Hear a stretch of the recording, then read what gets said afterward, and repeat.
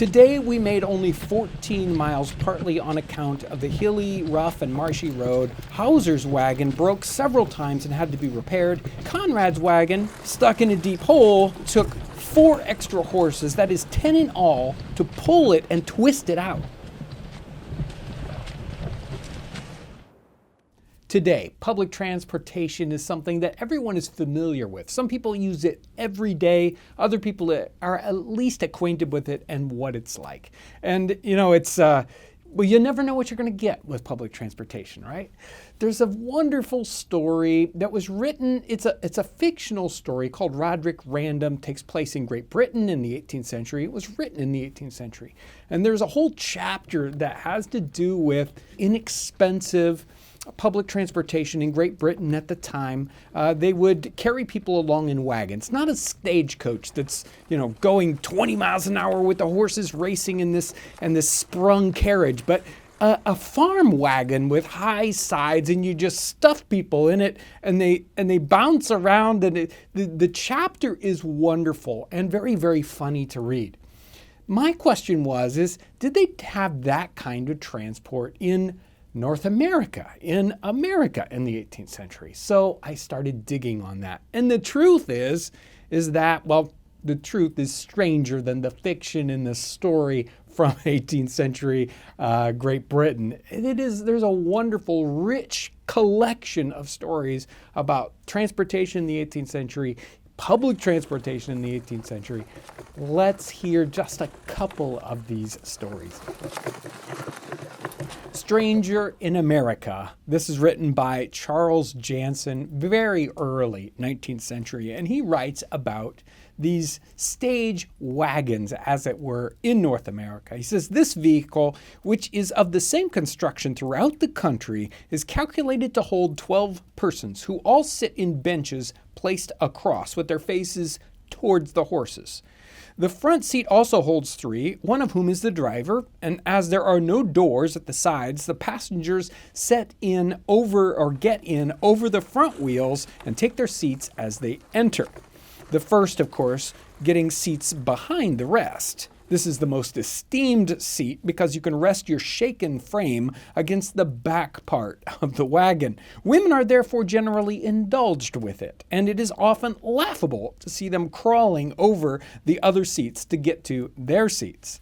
It is covered with leather, and instead of windows, there are flaps of that article, which in bad weather are let down and secured by buckles and straps.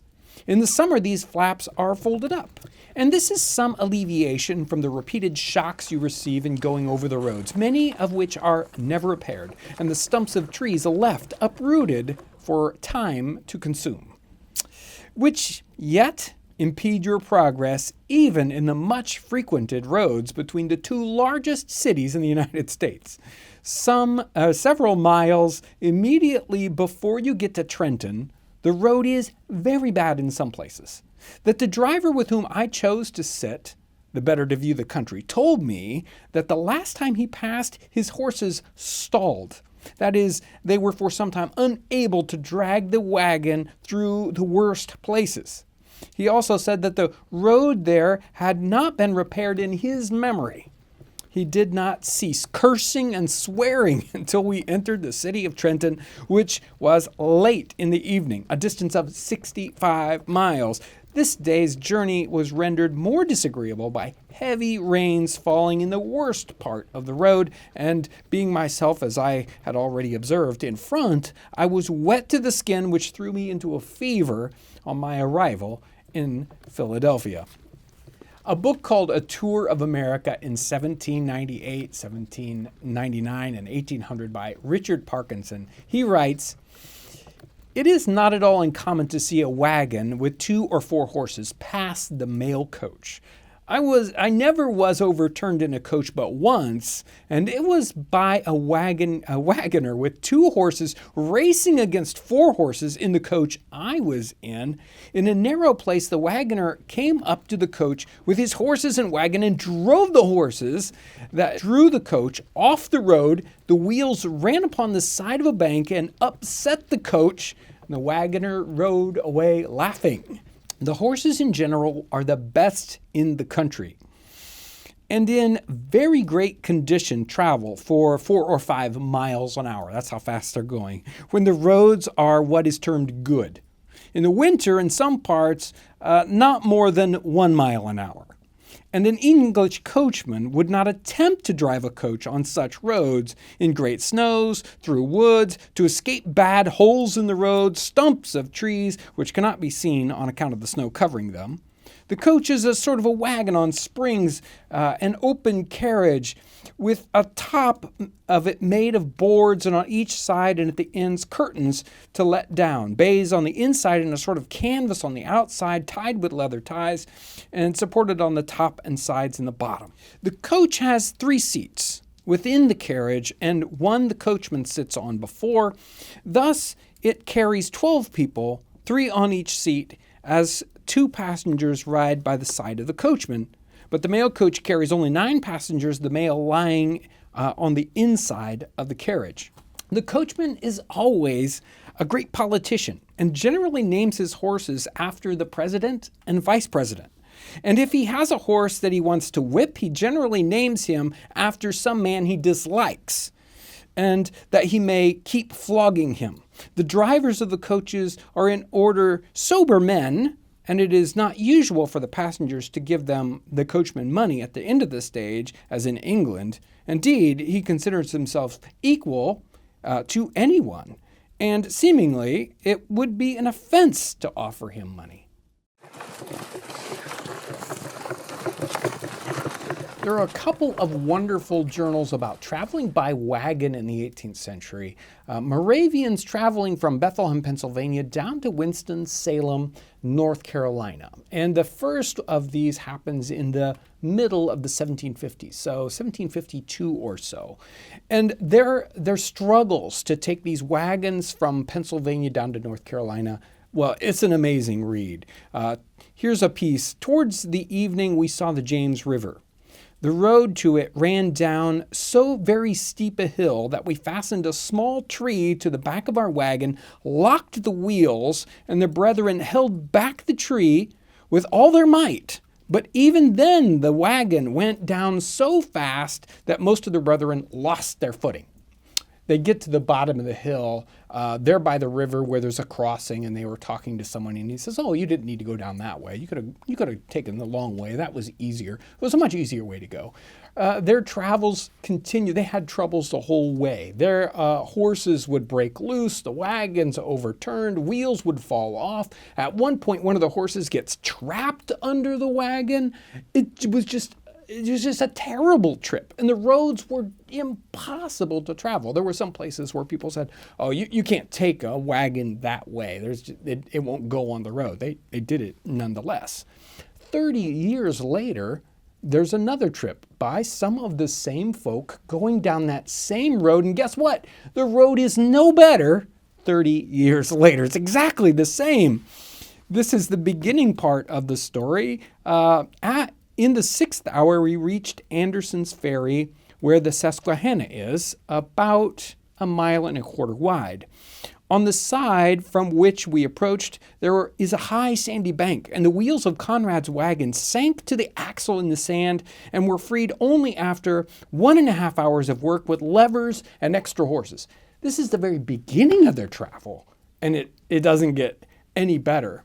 At one point in that 1750 ride, just a few hours after they started, they had to stop and take their wagon to a blacksmith and tell him to reduce the width of the wagon by 4 inches because it was too wide. The wheels would never fit in the ruts right, and they could not travel any further. How do you make a wagon less wide? I have no idea, but it took them an entire day to make their wagon so it would be able to go on the roads that went down to North Carolina.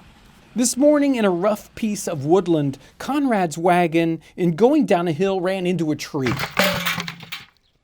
and crushed the left front wheel. Yes, they spent the rest of the day repairing the front wheel of their wagon. They could not go any further. This is the same Conrad's wagon who had trouble here earlier. Maybe he's not the best wagoneer. Today we made only 14 miles, partly on account of the hilly, rough, and marshy road, partly because Hauser's wagon broke several times and had to be repaired, and during the afternoon, Conrad's wagon stuck in a deep hole, and it took 4 extra horses, that is 10 in all, to pull it and twist it out. So in these stories, we hear about extra horses being hooked up. We also hear about people having to get out and push the wagons, pull the wagons, do everything to get these wagons across these roads that are terribly muddy, have giant holes, trees across them. At one point in one of these journeys, a tree falls down like right between the horses on the wagon. So you can imagine 4 horses pulling this wagon, and the tree falls down right between them. The stories are amazing stories. Again, stranger than fiction. You can imagine these things happening. We think about stagecoaches. We might think of, Westerns and the late or mid 19th century America, and they're racing across with 6 horses, and they're, probably going 20 miles an hour, and you're thinking, yeah, that's traveling. It was nothing like that in the colonies. It was so laborious, so difficult, and there were some times of the year that you could not travel at all. The roads just were not. They couldn't sustain any traveling whatsoever. They were so muddy, your wagon would instantly be stuck. The more I dig into 18th century resources and looking for particular ideas like this one, the more interesting things you find. I'm always astounded by the connections that we have with our modern day life, and yet we take so many things for granted, don't we? Especially the idea of transportation, public transportation, the roads that we have that we might complain about when there are construction sections. Well, can you imagine if they didn't touch the roads for 30, 40, 50 years and they were just ruts? That's all they were? Wow. I love digging into this information. It gives me so much connection with what was going on in that time period, and a true new eyes to look at how we live our lives every day today. Thanks for coming along with me on this journey as we travel these rough and dusty and muddy roads from the 18th century. I hope you have a wonderful day, and thanks for watching.